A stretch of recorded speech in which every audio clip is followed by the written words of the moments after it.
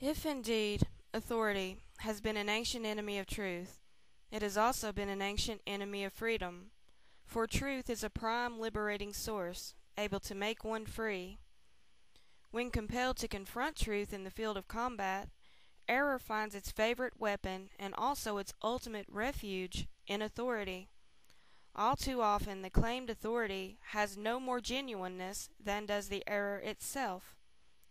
No matter how much evidence may be supplied, no matter how much scriptural testimony may be presented, no matter how much logic may be brought to bear on the points discussed in this book, these may all be rejected and discarded by those who place a particular human religious authority as their guide, as the determiner of truth.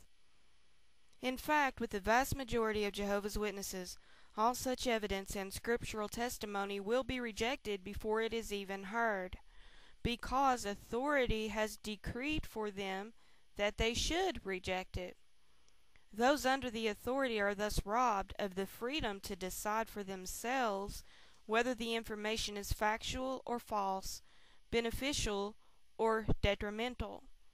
And the same is true of all persons who submit to any human religious authority as their supreme arbiter of right and wrong.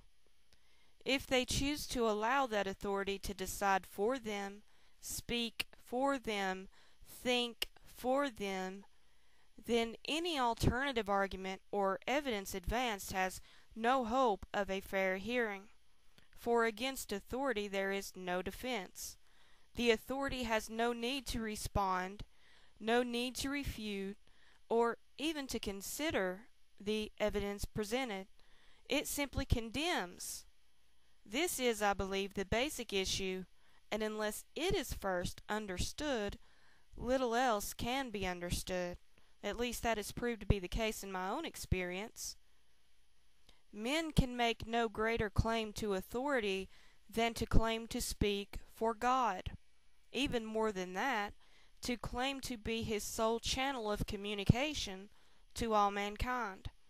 To occupy such a position would be an awesome responsibility indeed, and one that should logically call for the greatest of humility on the part of imperfect humans if they were in fact assigned to fill it.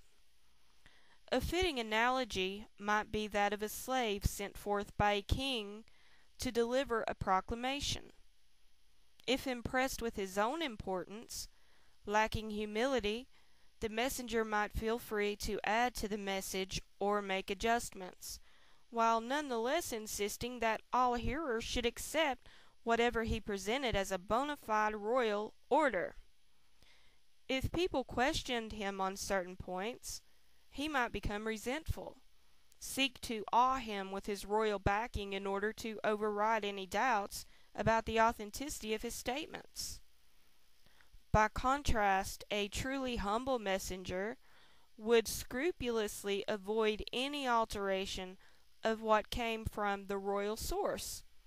He would not become resentful if asked for proof of full authenticity for what he said, nor would he criticize if some took steps to confirm that the message he presented was delivered just as given, free from embroidery or change.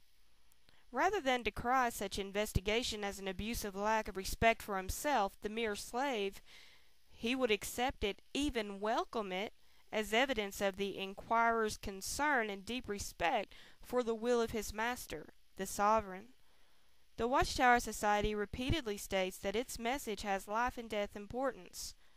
The organization claims its message has been sent by God, the supreme sovereign, for all mankind, with ultimate destruction as the outcome for disobedience. Some other religions take a similar position. Surely any claim of such magnitude should not go untested. In fact, the greatness of the claim calls for not less but more caution, more careful testing.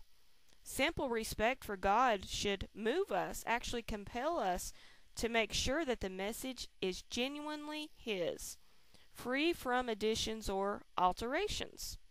The deeper our respect for God, the more conscientious our effort in testing. 1 John 4:1 from the Living Bible says, "Dearly loved friends, don't always believe everything you hear just because someone says it is a message from God. Test it first to see if it really is."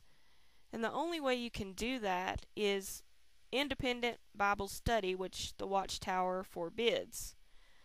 So really, the Watchtower organization isn't in line with the Bible's thoughts that we need to test all things. They threaten you and intimidate you that if you question or test anything they say, that you have a disrespect for God, and that's just not true. That means you have a deep respect for God, because our authority isn't men, it's Yahushua and his Father.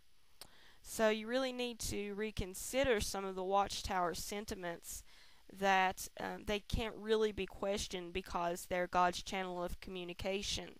You need to test that and make sure they haven't added to his word, rearranged or changed his word in application to you. And clearly I believe they have, and I've made many videos to prove this if you'd like to check some of those out. Thank you for watching, and please, if you're a Jehovah's Witness, don't be scared to read Ray Franz's 2 books, Crisis of Conscience and In Search of Christian Freedom.